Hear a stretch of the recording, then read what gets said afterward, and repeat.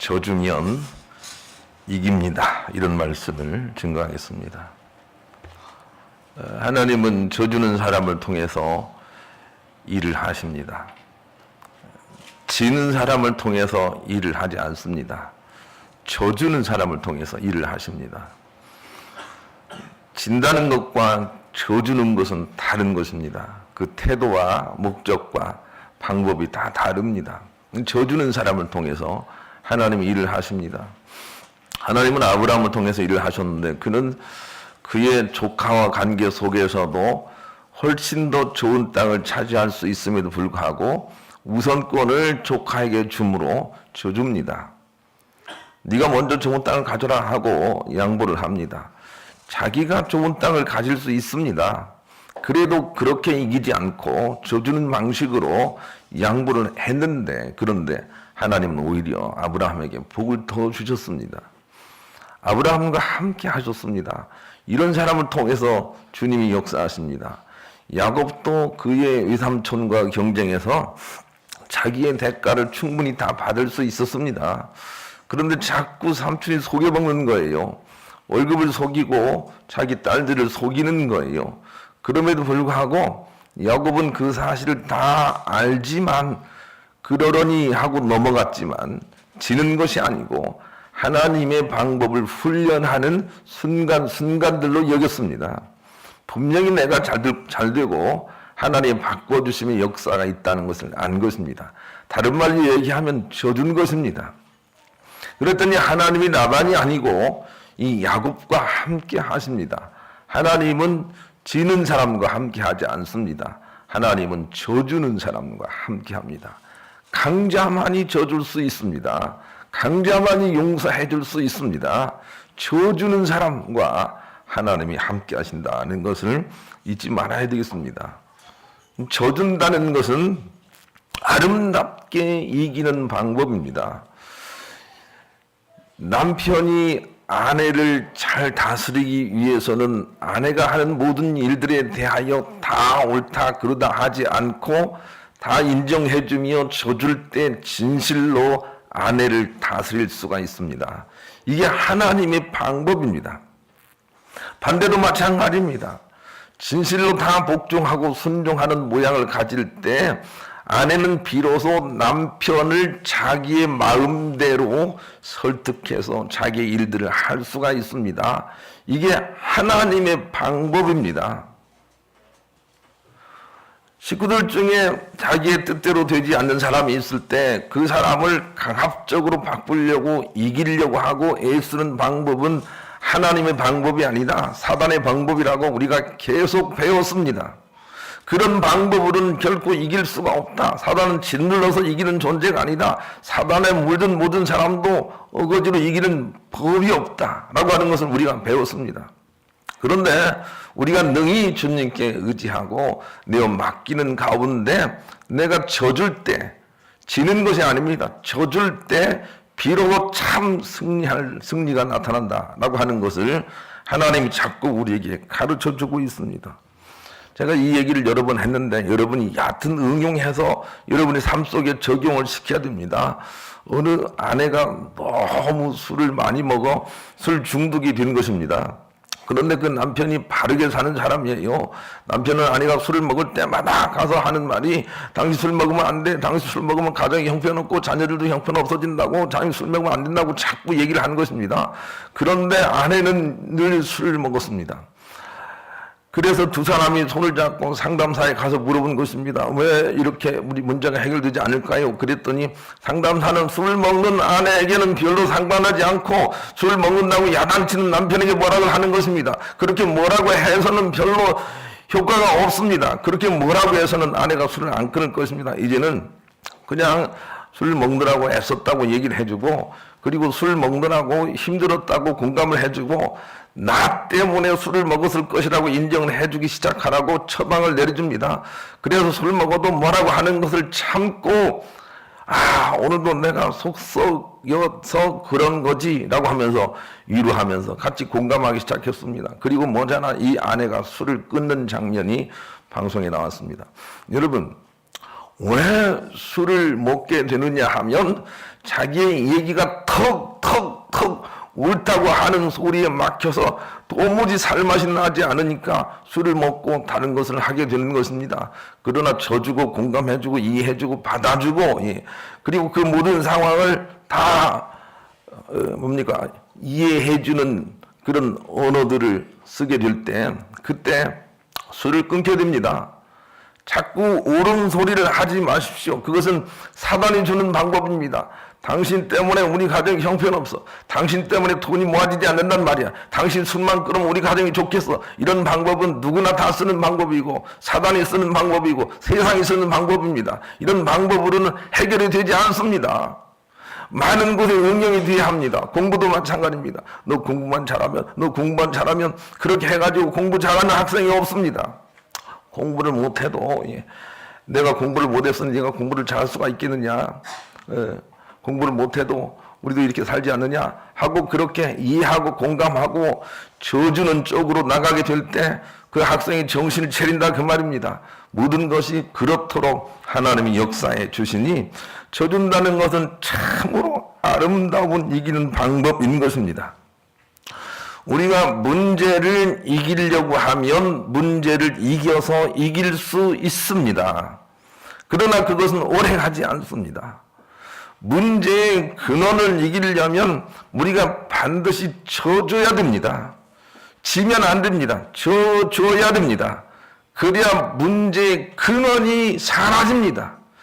예수님이 이 땅에 오셔서 사단이라는 문제의 근원을 해결하기 위하여 십자가를 지시고 침뱉음 당하시고 온전히 지는 방법으로 사셨습니다. 왜냐하면 예수님은 하나님이시지만 예수님 모든 걸 이길 수 있지만 그렇게 하지 않고 온전하게 제물이 되어서 달리고 제물이 되어서 침뱉음 당하고 제물이 되어서 멸시당하고 그런 짐의 역사를 통해서 져주는 걸 통해서 그 근본이 되는 세상의 모든 갈등의 근본이 되는 사단을 이기셨다. 이렇게 우리에게 말씀을 하십니다. 그리고 이 말씀은 하나님이 인간을 창조하시고 나서 애시당초 작정하신 말씀이라고 창세기 3장 15절에 기록을 하고 있습니다. 오늘 여기 책갈피를 이렇게 하시고 오늘 본문을 이해하기 위해서 창세기 3장 15절을 떠들러 보셔야 됩니다. 창세기 3장 15절 성경 맨 앞쪽에 있지요.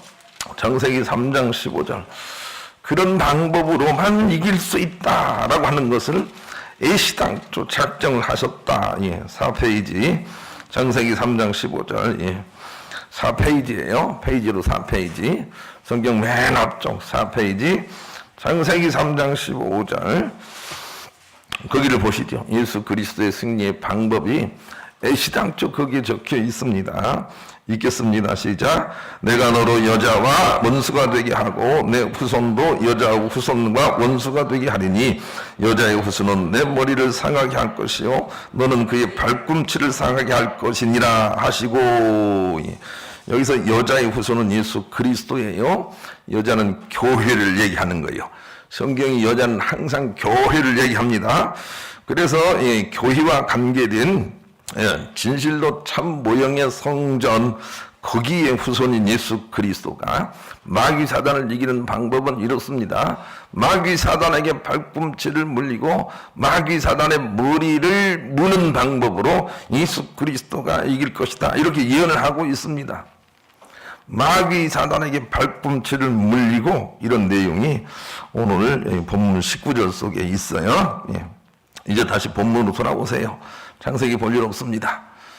그 배경을 가지고 오늘 본문을 읽어내야 오늘 본문이 해석이 됩니다.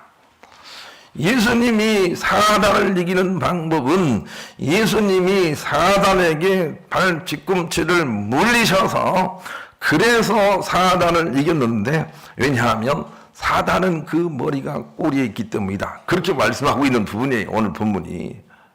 사단은 그 머리가 꼬리에 있기 때문에 그 머리를 통하여 내 발꿈치가 물려야만 그 꼬리가 빈틈이 생겨 물 수 있다. 이런 원리로 말씀을 하시는 거예요. 본문 19절을 다시 한번 읽읍시다. 읽습니다. 시작. 이 말들의 힘은 입과 꼬리에 있으니 꼬리는 뱀 같고 또 꼬리에 머리가 있어 이것으로 해야더라. 예, 사랑과 어둠은 꼬리에 머리가 있어요. 이 사실을 염두에 두고 말씀을 기억하시길 바랍니다. 예수 그리스도가 왜 철저하게 지는 모양으로 사셨는고 하면 저야 어둠의 실체가 사단이 그의 꼬리 진짜의 머리를 드러내게 되어 우리가 머리를 물 수 있기 때문에 문제를 해결하려면 우리가 강압적으로 이기면 되나 문제의 근원을 해결하기 위해서는 우리가 저주는 자의 모습으로 살아야 그래야 그 꼬리 근원을 우리가 물 수 있다라고 예수 그리스도의 승리의 비결을 우리 가운데 가르쳐 주는 것입니다. 사랑하는 여러분, 자꾸 핍박을 받는 자의 모습, 저주를 받는 자의 모습, 자꾸 책망을 받는 자의 모습, 자꾸 섬기는 자의 모습, 이런 사람이 진실로 악의 근원을 물리칠 수 있는 사람입니다. 이걸 알아야 됩니다. 자꾸 상대의 머리를 짓눌러서 내 머리가 훨씬 위기에 있으려고 하면 그 머리는 상대의 머리에 있는 것이 아니라 꼬리에 있다는 사실을 알지 못하고 자꾸 실패를 반복하게 되는 것입니다.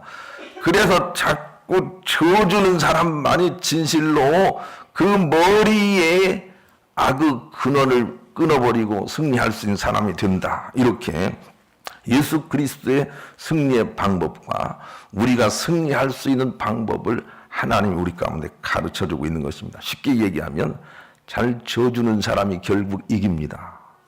이렇게 말씀을 하시는 것입니다. 우리 전우자고에 그렇게 인사합시다. 져줍시다. 예, 져줍시다. 예.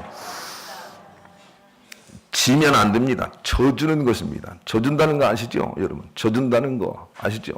탁구를 쳐도 이기는 게 아니라 이길 수 있는데 져주는 것입니다. 아슬아슬하게 져주는 것입니다. 그러면 굉장히 좋은 일이 생깁니다.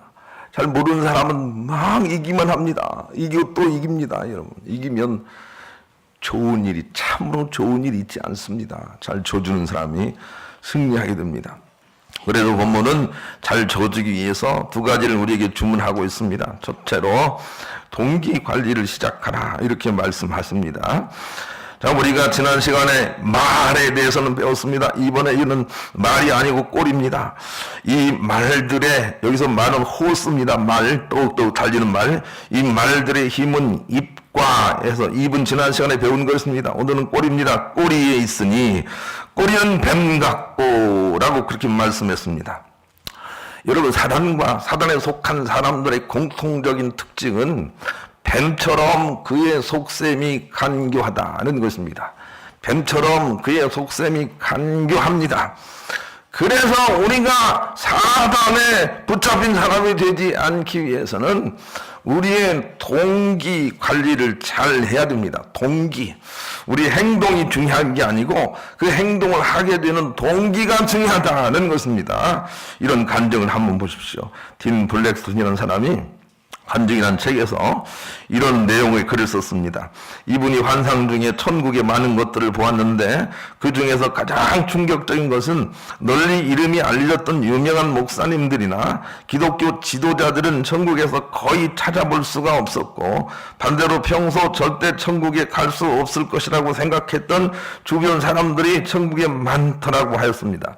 여러분, 제가 목회를 하기 전에 하나님께서 주신 이상이 두 가지가 있었는데 그 첫째 이상은 예수 그리스도께서 저를 사랑하시는 놀라운 그런 이상을 제가 봤고 그 이후에 본 이상은 이렇습니다. 제가 목회를 할 때 그것을 염두에 두라고 하나님께서 말씀하신 것 같았어요. 제가 비둘기로부터 하얀 빛을 받아서 손바닥에 쥐고 자꾸 사람들에게 나눠주는데 아니 이상하게 손바닥에 있는 불이 다른 사람들에게 전파돼야 하는데 유명한 사람들에게는 전파가 하나도 되지 않고 아주 전혀 믿음이 없는 사람들에게만 전파되는 거예요. 이게 두 번째 제가 받은 이상입니다. 저는 그래서 그런 뜻을 가지고 있어요.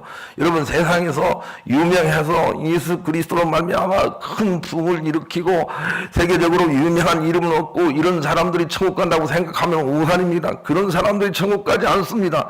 그런데 이 블랙스톤이라는 사람이 환상 중에 천국을 보고 나서 이런 글을 쓰고 있는데 그 이유가 무엇이냐 하고 하나님께 물으니 하나님이 대답하시기를 그들은 나를 섬기느라 열심이었으나 그 섬김의 동기가 모두 자기의 영광을 위한 것들이었기 때문이다 라고 대답을 하더라는 것입니다. 그 사람이 하나님의 일을 열심히 하는데 그 동기를 따지고 들어가 보니까 자기가 칭찬받으려고 하고 자기가 잘 살려고 하고 자기가 높임을 받으려고 하고 자기가 영광을 취하려고 하더라는 것입니다. 그래서 그들은 모두가 다 천국에 가지 못했다라고 하는데 그 환상이 어떠하든지 그 내용은 하나님 말씀과 맞습니다. 그래서 우리는 이 동기 관리를 잘 해야 됩니다. 동기 관리. 네가 그렇게 하려는 동기가 무엇이냐? 그것을 따져서 관리를 해야 된다는 것입니다. 많은 어머니들이 굉장히 많은 열심을 가지고 자녀들에게 공부를 가르치려고 합니다. 그런데 그 공부를 가르쳐서 좋은 데 보내려고 하는 그 동기가 무엇이냐를 자기 스스로 자꾸 점검을 해야 됩니다. 그 동기가 무엇입니까? 만약에 그것이 나의 영광을 위한 것이라면 하나님은 그것을 지적하신다. 그래서는 결코 우리가 승리할 수 없다. 이렇게 말씀을 하시는 것입니다. 제 아내에게 가까운 동생이 하나 있는데 의사가 됐습니다. 그래서 송도 신도시에 이사 와서 주변에서 큰 병원을 합니다. 그래서 제 아내와 제가 가서 신방을 갔어요. 야, 우리 교회 가난하고 아직은 약한데 너 와서 우리 교회 좀 도와주는 마음으로 출석했으면 좋지 않겠느냐. 그렇게 얘기했더니 그의 식구가 벌쩍 뛰면서 안 돼요! 라고 그러는 거예요. 내가 얼굴이 화끈해서 혼났어요. 안 돼요! 그러는 거예요. 그래서 왜 안 되느냐? 예, 그랬더니 말은 그렇게 하지 않지만 작은 교회 나가면 장사가 안 돼요. 장사가 안 돼요. 큰 교회 나가야 돼요. 그래야 장사가 된단 말이에요. 예. 그런 내용을 내포하고 강력하게 반대하는 것을 보고 우리가 힘없이 돌아왔습니다. 여러분, 교회에 나오시는 여러분의 동기는 무엇입니까? 하나님께 예물 드리는 여러분의 동기는 무엇입니까? 예물 드리고 예배하는 것이 중요하지 않습니다. 그 동기가 중요합니다. 하나님의 영광을 위해서, 하나님의 영광을 위해서 그 동기를 가지고 하지 않는 모든 것들은 하나님께 유익이 되지 않습니다. 그러니 동기 관리를 잘 해야 됩니다. 내가 악한 동기를 가지고 하나님의 일을 하고 있다면 나는 사단의 졸개입니다. 그것이 오늘 본문이 주는 교훈입니다. 사단은 그 머리에, 그 꼬리에 머리가 있다는 것입니다. 그 속셈이 감춰져 있다는 것입니다.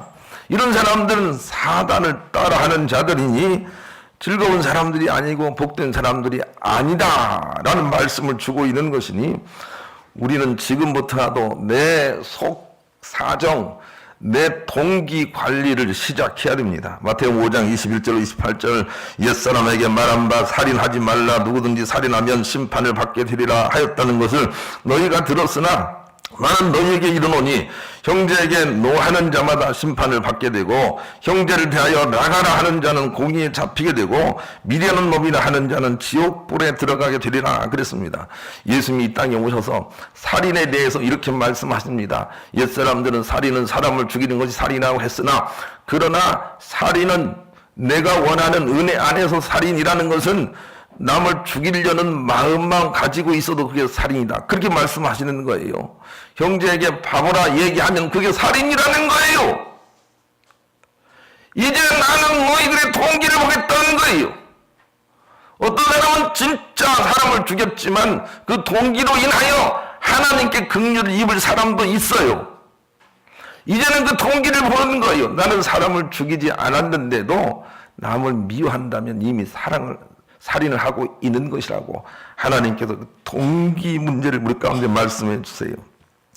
또 간음하지 말라 하였다는 것을 너희가 들었으나 난 너희에게 이르노니 음욕을 품고 여자를 보는 자마다 마음에 이미 간음하였느니라 그랬습니다. 사랑하는 여러분, 어떤 사람이 천국에 가서 천국에 게시판에 자기의 죄목이 다 적혀있는 걸 보니까 아니 거기에는 살인도 있고 간음도 있고 여러 가지 나쁜 일이 다 있는 거예요. 그래서 말하기를 나는 살인도 한 일도 없고 간음도 한 일이 없는데 어째서 이렇게 내 죄목이 이렇게 무겁습니까? 라고 얘기를 했더니 하나님께서 하시는 말씀이 바로 그거예요.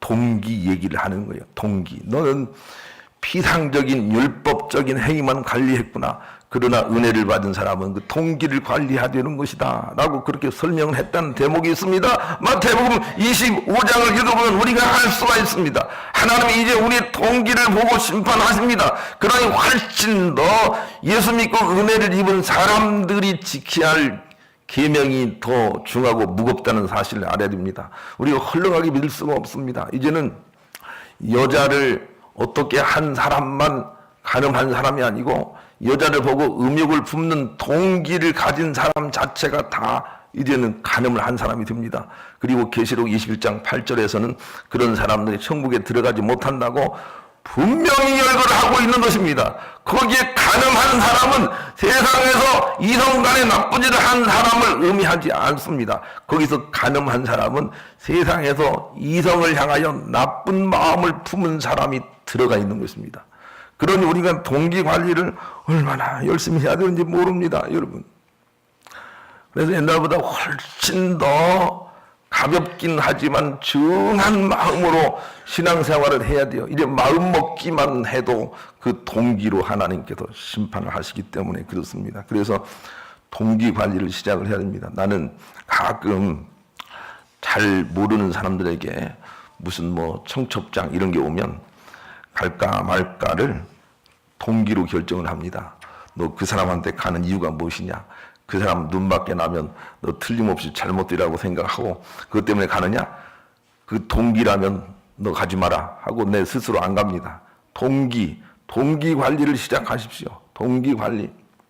너 셀장을 하려는 동기가 무엇이냐? 내가 좀 인정받으려고요. 그 동기 관리를 열심히 해야 됩니다. 그래야 우리가 참으로 승리할 수 있다. 이렇게 우리에게 말씀을 해 주십니다. 두 번째는 옆에 있는 사람을 행복하게 해 주려는 의도를 가져야 됩니다. 이단은 무엇입니까? 이단은 맨 처음은 아주 좋습니다. 아름답습니다. 그런데 끝이 좋지 않은 게 이단입니다. 끝이 좋지 않습니다. 그게 이단입니다. 다를리 끝단. 끝이 안 좋은 것입니다. 그런데 어떤 사람이든 아주 처음에는 아주 달콤하고 아름답게 하지만 그 끝에 가서는 아주 좋지 않은 자기의 이익만 생각하는 그런 계획을 가지고 있는 것이라면 모두가 다 이단에 해당이 됩니다. 그래서 좋지 않은 사단에 붙잡힌 사람들의 공통적인 특징은 그 꼬리에 머리가 있습니다. 꼬리에 다른 속셈이 있다. 그렇게 말씀하고 있습니다. 그러니 우리는 옆에 있는 사람들을 행복하게 해 주려는 의도를 가지고 살아야 됩니다. 남을 잘되게 해 주려는 의도를 가지고 살아야 됩니다. 그래야 하나님 편에 있는 사람입니다. 많은 사람들이 결혼하기 전에 어떤 마음으로 결혼을 합니까? 내가 이 남자하고 결혼하면 내 인생이 좀 펴지겠구나. 이 남자는 돈도 있고 가진 유산도 많고 아주 그냥 매너도 좋고 이 남자하고 결혼하면 정말 좋겠어. 이런 마음을 가지고 결혼하는데 그것은 동기가 불순하기 때문에 하나님 보시기에 아름다운 것이 아닙니다, 여러분. 그런데 좋은 동기를 가지려면 어떤 동기를 가져야 됩니까? 내가 이 사람 행복하게 해줘야 되겠다. 내가 이 사람 손발이 되어줘야 되겠다. 내가 이 사람 잘 섬겨야 되겠다. 내가 이 사람 부족한 것을 채워줘야 되겠다. 이런 동기를 가지고 결혼을 해야 됩니다. 지금부터 이렇게 우리 옆 사람이 행복하도록 그런 의도를 가지고 여러분과 제가 살아야 됩니다. 그래야 하나님의 참 복을 받고 천국에서 하나님의 칭찬을 받을 수가 있습니다. 소와 사자가 있었다고 합니다. 둘은 죽도록 사랑했습니다. 그래서 둘은 결혼을 해 살게 되었습니다. 둘은 최선을 다하기로 약속했습니다. 소가 최선을 다해서 맛있는 풀을 날마다 사자에게 대접을 했습니다. 사자는 싫었지만 참았습니다. 사자도 최선을 다해서 맛있는 살코기를 날마다 소에게 대접했습니다. 소도 괴로웠지만 참았습니다. 참을성은 한계가 있었습니다. 둘은 마주 앉아 얘기했습니다. 서로는 서로를 얼마나 사랑하는지 그리고 그 사랑을 이루기 위해 얼마나 최선을 다해 노력했는지 얘기했습니다. 그러나 소와 사자는 심하게 다투었습니다. 그리고 끝내 헤어지고 말았습니다. 헤어지며 서로에게 한 말은 이런 것이었습니다. 난 최선을 다했어. 난 최선을 다했단 말이야. 라는 말이었습니다. 소가 소의 눈으로만 세상을 보고 사자가 사자의 눈으로 세상을 보면 그들의 세상은 혼자 사는 무인도입니다. 소의 세상, 사자의 세상일 뿐입니다. 나 위주로 생각하는 최선, 상대를 못 보는 최선은 그 최선이 최선일수록 자칫 최악을 낳고 맙니다. 꼭 실패하는 사람들이 하는 말은 나는 최선을 다했어입니다. 자기 입장만 강조를 하는 것입니다. 남의 입장을 헤아리지 않는 것입니다. 이런 사람들은 꼭 그렇게 말을 해서 심판에서 탈락이 된다고 마태복음 25장에 심판의 내용을 자세히 설명해 놓고 있습니다. 자기 자신의 최선이 중요한 게 아닙니다. 남이 행복하기를 원하는 마음을 가지고 해줘야 됩니다. 사랑하는 여러분, 반찬을 잘 만드는 사람이 있었는데 그런데 늘 반찬을 자기 먹기 좋은 것만 만듭니다. 예. 남편 먹기 좋은 것은 안 합니다. 자기 먹기 좋은 것만 합니다. 그리고 나는 최선을 다하고 있다고 말을 합니다. 그런 사람이 되어서는 안 된다는 것입니다. 반찬을, 재료를 살 때부터 우리 신랑이 좋아하는 것이 무엇일까? 이렇게 사야 됩니다. 의도가 좋아야 됩니다. 의도. 예. 예수 믿는 사람은 이제 그 의도 관리를 잘해야 된다. 그것이 하나님께서 우리에게 주시는 말씀입니다. 진정한 사랑은 내가 너를 사랑해 라고 하는 것에 강도와 횟수에 달려있지 않습니다. 진정한 사랑은 저 사람이 나로 인하여 얼마나 사랑받음을 느끼고 있는지 그게 진정한 사랑인 것입니다. 난 사랑해 내려와, 밥 먹게 내려와, 배불러 죽겠는데 내려와, 사랑하니까 먹어, 이런 것도 사랑이라고 생각을 합니다. 그리고 이런 사람들은 끝날 때 나는 최선을 다했어 라고 말을 하게 돼 있습니다. 그런데 믿음도 마찬가지 아닙니까? 하나님께서 원하시는 바는 하지 않고 자기 뜻대로 하나님 앞에서 최선을 다하고 나서 하나님께서는 야, 내가 원하는 것은 그게 아니고 그게 동기란다, 그렇게 말을 하는데 그 말도 알아듣지 못하고 내가 얼마나 최선을 다하는지 아십니까? 주님이 감옥에 갇힐 때 내가 뭡니까? 문안을 갖고 주님이 아팠을 때 내가 거기를 갔고, 예, 주님이 힘들었을 때 내가 위로했고, 주님이 배고팠을 때 뭘 줬고, 내가 다 하지 않았습니까? 그런데 어떻게 내가 지옥을 갑니까? 하고 마태복음 25장에 나는 최선을 다했다고 말을 합니다. 그러나 그의 동기가 그게 아니었다 하고 하나님께서 심판의 기준을 우리에게 새롭게 말씀하십니다. 동기가 잘 돼야 됩니다. 우리 자녀들이 행복했으면 좋겠다, 이런 동기를 가져야 됩니다. 우리 식구들이 행복했으면 좋겠다, 이런 동기를 가져야 됩니다. 그런데 내가 행복하기를 원한다, 그런 동기를 가지면 안 되는 것입니다. 식구들이 밥을 먹으러 갈 때 대뜸 이렇게 말하는 사람은 깊이 묵상을 하십시오. 자기가 좋아하는 식당으로 가자고 주장하는 사람들 조심하십시오. 식구들이 좋아하는 식당을 찾아가려고 배려하는 사람이 되어야 합니다. 그 동기가 나와 함께 있는 사람이 행복하기 위해서 그 목적을 가지고 해야 된다, 그 말입니다. 그런데 내가 배부르기 위하여 다른 사람을 둘러리 서게 하는 일들은 하나님 보시기에 아름답지 않다, 이렇게 말씀을 해주시는 부분이에요. 그래서 남을 행복하게 해주려는 의도를 가져야 됩니다. 의도가 중요합니다. 좋은 생각에 이런 글이 나왔습니다. 부산에 사는 김배경 씨가 통영에 여행을 가서 밥을 먹는데 긴 머리카락이 나왔더랍니다. 그는 소리 없이 상 밑에 감춰뒀다가 밥을 먹고 나서 그 머리카락을 밥뚜껑에 올려놓고 잘 먹고 갑니다 하고 인사를 한 후에 집에 돌아오는데 차 속에서 보니 핸드폰이 없더랍니다. 그 식당에 놓고 온 것이죠. 전화를 걸었더니 있노라고 대답이 왔습니다. 차 들어갔더니 핸드폰을 건네주며 미역 한 톳을 같이 주더랍니다. 그릇에 올려진 머리카락을 보고 더 많이 반성을 했습니다 라고 말을 하면서 그런 글의 내용이 있습니다. 여러분은 어떻습니까? 그냥 가서 머리카락이 나오면 대번에 그냥 숟가락을 던지고 네, 그렇게 하지 않습니까? 예. 그런 의도를 가지고 있게 될 때, 저 사람을 배려하는 의도를 갖지 않고 있을 때 하나님은 오히려 내 이놈 하고 말씀하실 수 있습니다. 다른 사람이 행복할 수 있는 의도를 가질 때 오히려 나에게 복이 됩니다. 크리스티안 흠만 교수 연구팀은 배우자 한쪽의 행복 정도가 바뀌면 다른 배우자의 행복도도 바뀌는 것으로 조사가 되었습니다. 이 연구팀은 1956년부터 6,000명의 삶의 만족도에 대해 조사한 결과에서 특히 결혼한 지 35년 정도 되는 오래된 부부 178명의 응답을 집중 연구했습니다. 그 결과 자신의 행복도는 성공이나 돈이 아니라 오히려 가정이나 배우자의 행복도와 밀접한 관련이 있었습니다. 연구팀은 연구를 마무리하면서 이런 결론을 내렸습니다. 사람들의 행복을 따질 때 중요한 요소는 의미 있는 타인입니다.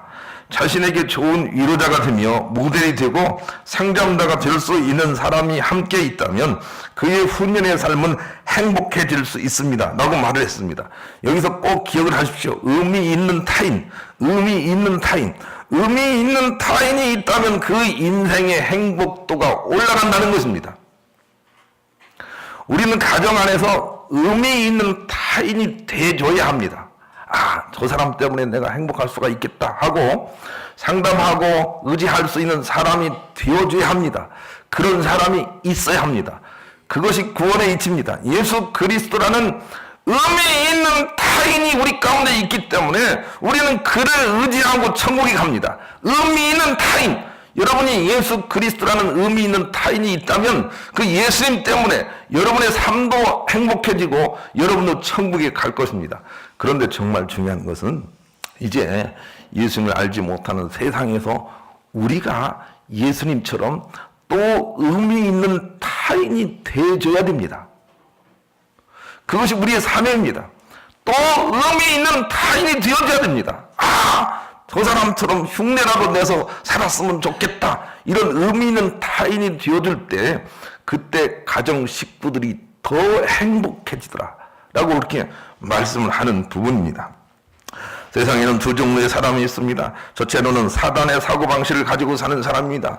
사단의 사고방식은 어떻든 남을 이용해서 내가 행복하려고 하는 사람입니다. 이런 사람들은 하나님께 버림받습니다. 그러나 예수님의 사고방식대로 사는 사람이 있습니다. 이런 사람은 어떻게 나를 희생해서라도 내 주변에 있는 사람을 행복하게 해줘야 되겠다. 이렇게 생각을 하고 사는 사람입니다.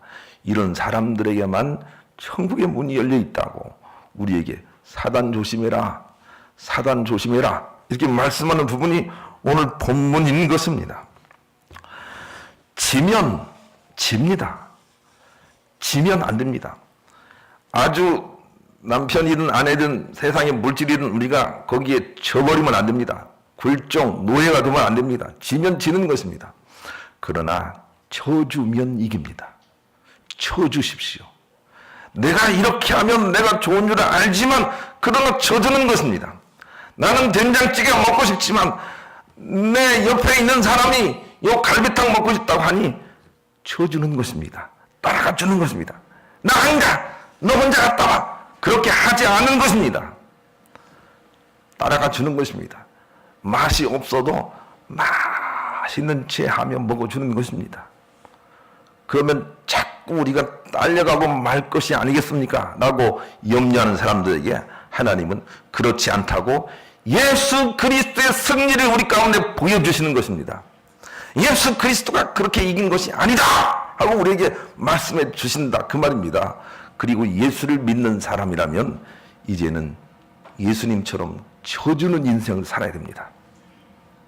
그게 예수 믿는 사람입니다.